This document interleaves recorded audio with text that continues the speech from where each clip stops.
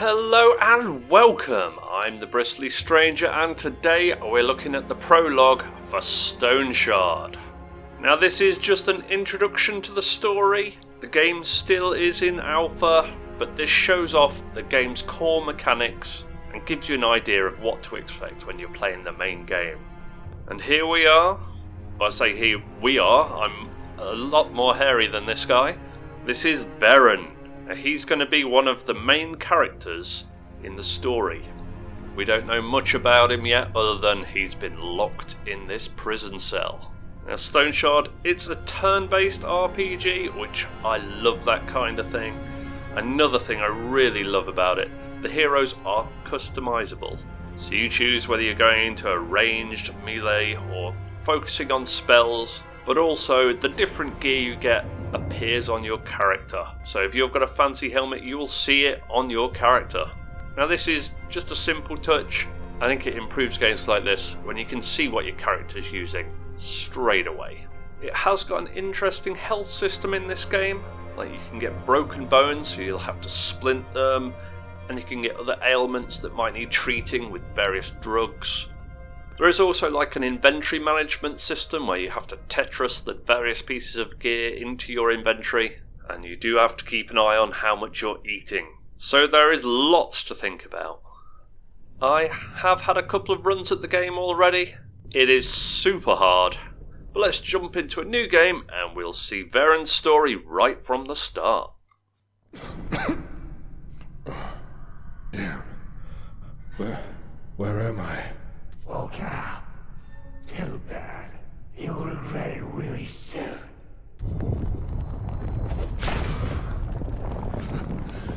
One problem less to bother with. I need to find a way out. These shackles have seen better days. It's time to break them. Okay, so there we go. Here's Verren. As you can see, he's got shackles on, but we can just get them off by going into his inventory and literally just removing them. Poor luck. Turns out you were right. This time. So the door was locked, but obviously our buddy, poor Locke, he's got some bits and pieces. He's got some food and water, and more importantly lockpicks, which will help us escape. Now we have got some quests now that we have to quench our thirst and sate our food. So I'm going to go ahead and do that, and then we'll escape with the lockpicks. Okay, so we just click on the door, we right click, and we can pick the lock with ease. We'll come out. This escape will be difficult. Haven't held anything except my caravan reins lately. Oh dear, so Verren is feeling a little bit rusty. Luckily, our guard has left us a nice sword and a shield. So this will help protect and help us fight. Now I'm going to have a look round, see what I can find. There's some barrels to loot. There's some other cells that might contain some bits and pieces. And I'm going to come back to it as I get to the exit to the dungeon, and we'll see what we have found.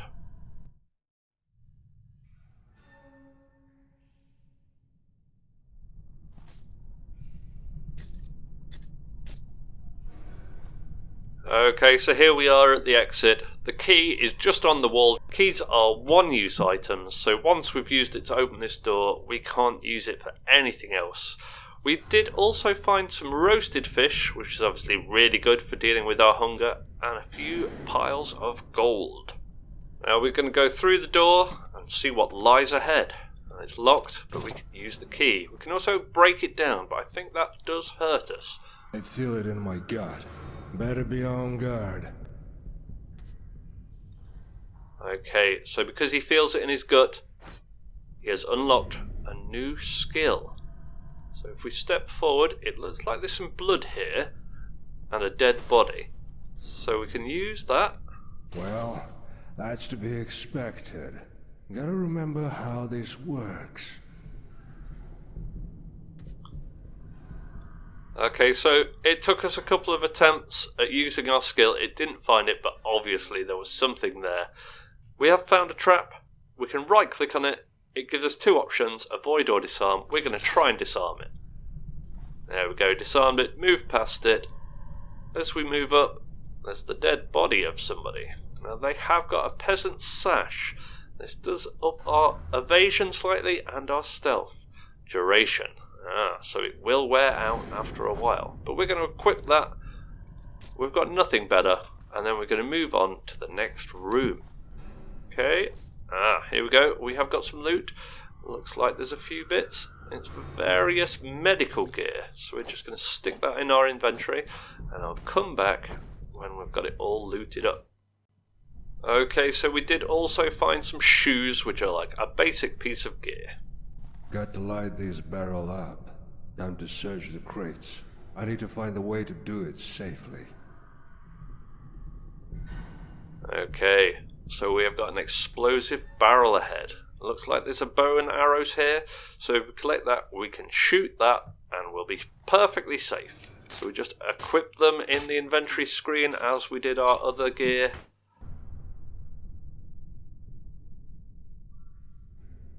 We shoot the barrel. Because it's a turn-based game, it fizzes away, it can fizz forever, and we can decide what we're going to do. We don't want to be near something that's going to explode, so we will move away. There we go, Verren has been hit by the explosion. Up here we've got various physical injuries, we've also got mild pain. If we go into the inventory screen, we can see he's got 2 broken limbs, but we can use our splints, and that does heal that.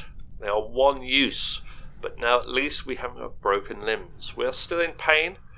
The tutorial is telling us to take the ether inhaler. That reduces the pain, but it has also poisoned us. So it's also telling us to use the antidote. The hardest. Let's carry on. Okay, so because we had a broken arm, we dropped the bow. We're going to pick that up, but we are going to re-equip our sword and shield. There we go. We're going to go ahead and see. Here we go. It's a bad guy. So we haven't got a lot of options at the minute. We can either try and back off and shoot him with our bow, or we can run in and attack with our sword and shield, which is what we're going to do. So we're going to start the battle. It is turn-based. We click on him to use our attack, then he'll do his attack. We're going to go through this quickly and see if we survive. Okay, the most uninspiring fight ever. Lots of fumbles and dodges and no damage. We're on 7 health though. But we're going to go ahead and move into the next room and see if we can find any more things that will help us.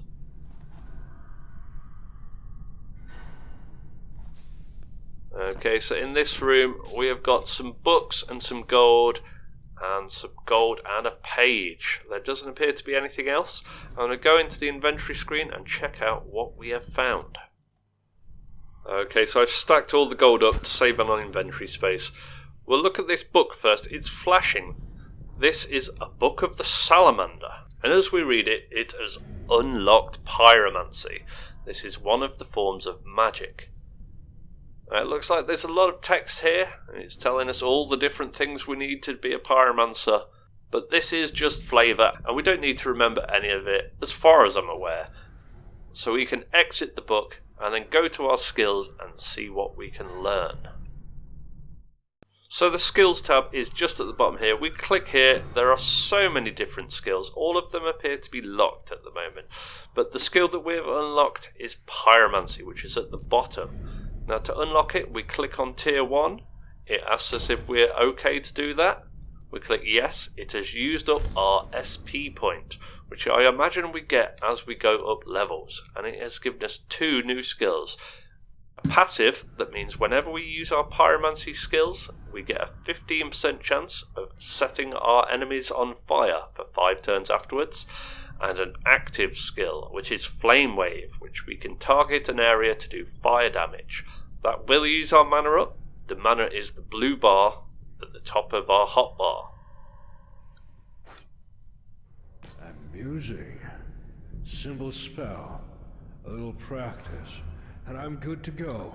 There we go, Verren positive as always. So I've equipped the Flame Wave to the hotbar. We're going to move into the next room and see who's in there. 2 enemies. We want to move in. One of them has spotted us. These little exclamation marks say that. We don't want to fight both of them at the same time, so we're going to move back. That way, they have to come through one at a time. So if we hit space, they're going to move through. As the first one moves to here, though, however, we're going to use our flame wave to hit him before he's next to us. There we go, and again, we can go through. That one's down. We'll hit space again, so this one moves into the corridor, and then we can flame wave him too. There we go. Obviously our mana is getting too low to do that again, but now he's next to us, we can hit him with the sword.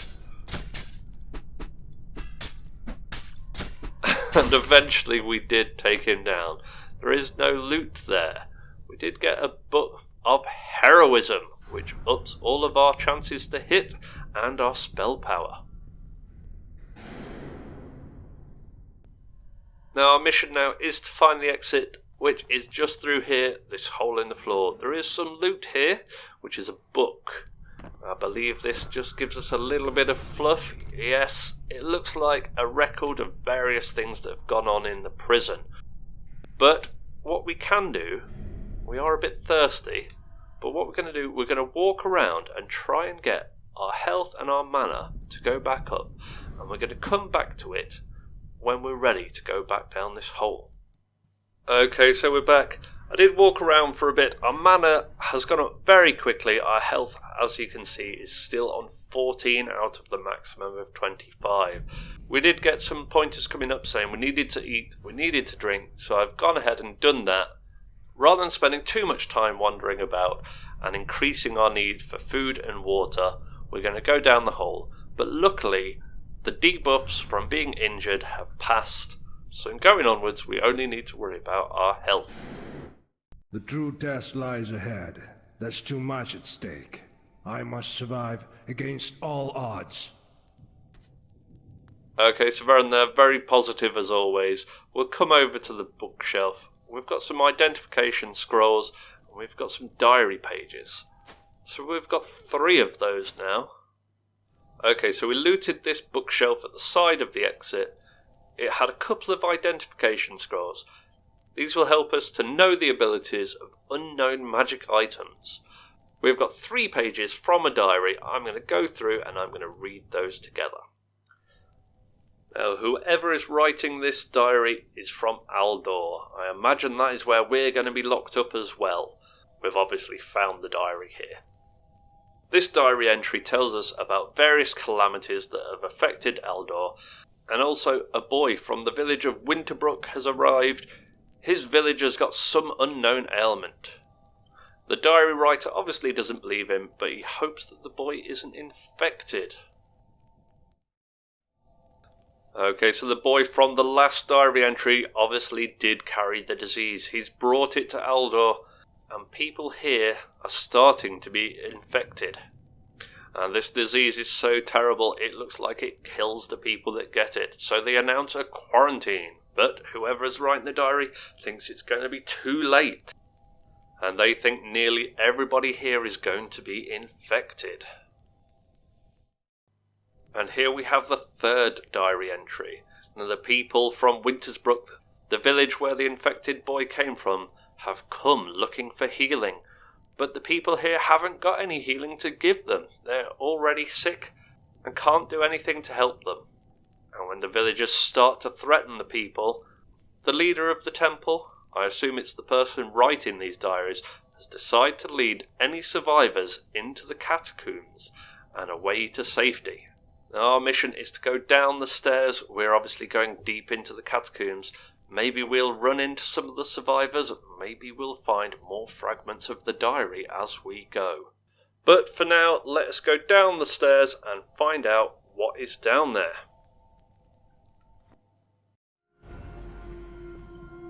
Okay, so here we are in the Ancient Catacombs. The levels from this point onwards are procedurally generated. I don't know whether this is just for the alpha and the prologue, or whether this is going to be part of the main game as well. But as we go through these levels, we're looking for loot to help Verren survive and build up his XP to learn new skills. So let's go ahead and try and find our way through the dungeon. Okay, so first off we come over here. There's a chest. Luckily it's open. Now there are 2 shirts here. One of them has got magic buffs to it though. We will take both, but we're going to equip the one that increases our stealth. As you can see, the sprite has changed. We are now wearing the shirt, so he is no longer shirtless. Good job, Verren. We're gonna close this door by accident. Whoops. Our inventory is getting a bit full now, but as we go through, we can start throwing useless bits away. There we go. We smashed that box. Nothing in it. Some kind of enemy. We can step forward and then chop him. We may need to run away. The other one is coming too. Yeah, we're going to step to here and again. We're going to use our fire spell to hit him before he gets near us. Yes, we got rid of him. We'll back up again and we will wait, and we're going to hit this one with the fire spell as well. Here we go. We hit him. Big critical hit. He's going down. We're inspired. Our health is getting low. Phew. Luckily, we did manage to take him out. I'll heal up a bit and try and see if we can avoid combat while we wait for our mana to recharge. Okay, so as we progressed, I've switched to the bow and arrow to try and take things out at range. I've used our healing potion to get our health up a little bit, but I have noticed that we had a new skill on the hotbar. Now, as with Pyromancy, it has given us 2 skills, an active and a passive. The active skill lasts for 4 rounds, and while it's active, we cannot take any hit point damage below 30%. So if we are at death's door, we can use this as a last-ditch chance to try and either kill our enemy or escape. And our passive has a 15% chance of increasing our weapon damage and our criticals when attacking a lone enemy. So going forward, we will try and get the enemies on their own. Here we go. He's in range. We can shoot him. He dodged. I'm going to back up a bit. He dodged again. We can seem to outrun this guy. He doesn't seem to move as quick as us. And while we're backing up, he got us now.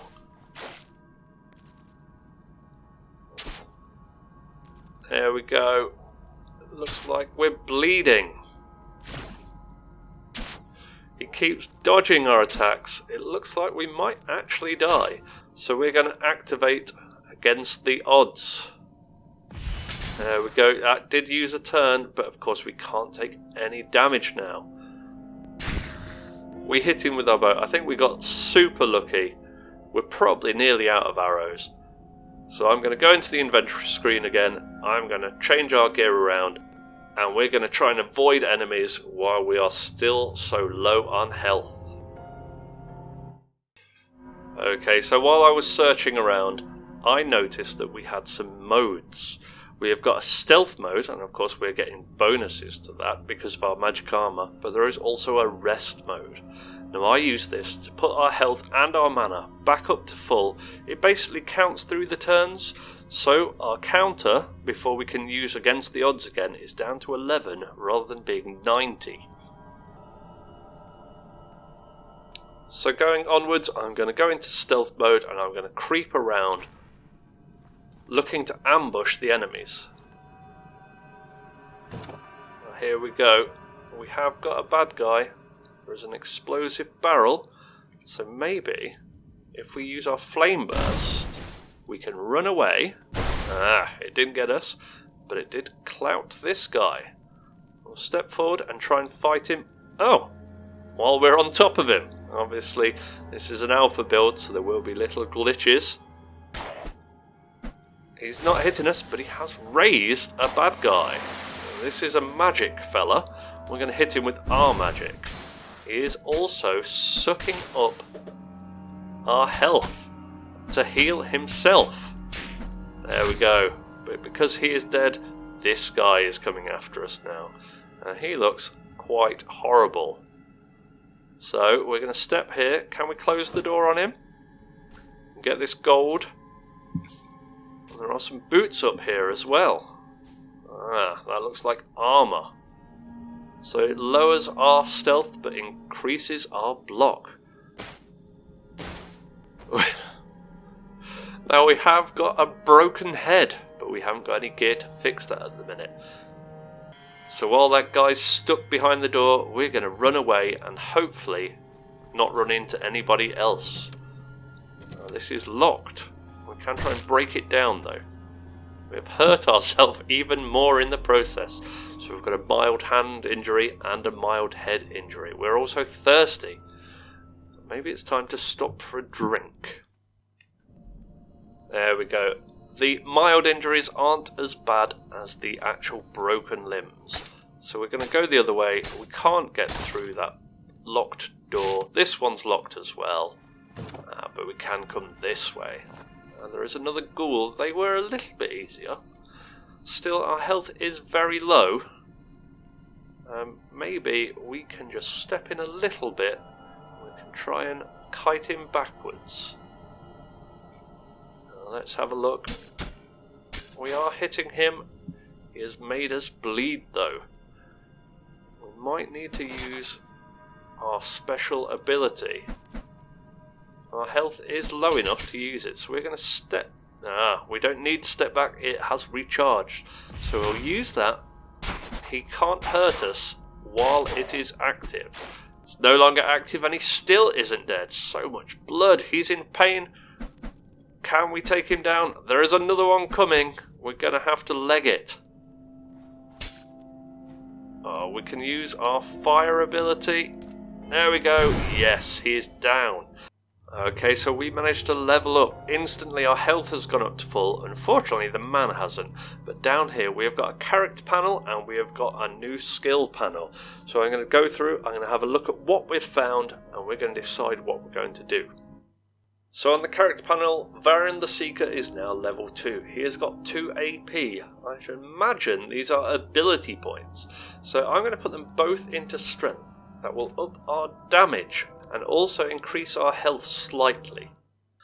Now going into the skills panel, we have unlocked 1 SP, which I imagine is skill points. Now at the top of the list there are swords. We have a sword, and at tier 1 we have got some abilities, so I can unlock tier 1 and then we have got the 2 new abilities. So we have 2 new abilities. The active one is Chop and Cleave. This has only got a 6 turn cooldown, so we can use it much more often. It does area effect damage and can possibly make the target bleed. And the passive means we use our durability 50% slower on swords. As you can see, while we've been doing this, we have taken our time, but the enemy hasn't moved. Because we have to remember this is turn-based, so he's not going to do anything until we do. So we're going to go in, and we are going to try and tank this damage. We are going to use our chopping cleave, though, straight away. It does a little bit of damage. It hasn't made him bleed. But of course, we're much stronger now, so we quite easily defeated him. And we're going to go through, and we're going to look for new loot. We've got some bad guys. There are 2 of them. So we're going to go back to that corridor and try and fight them one at a time. One of them is using magic on us, though. So maybe we should run away altogether. Go back through this door. Oh no! This guy's still here. We have got to fight him now. If we step back, we can come to here. Maybe into this corridor. Then if the vampires come through the door, they can't get us. I'll hit space to make him step forward. And then we're going to use our cleave and try and tank out the damage with him. He is healing himself. Oh, it looks like he's going to explode. Yes, he did. But he dropped a ring. Excellent. Now this ups our spell power ever so slightly and gives us a bit of mana.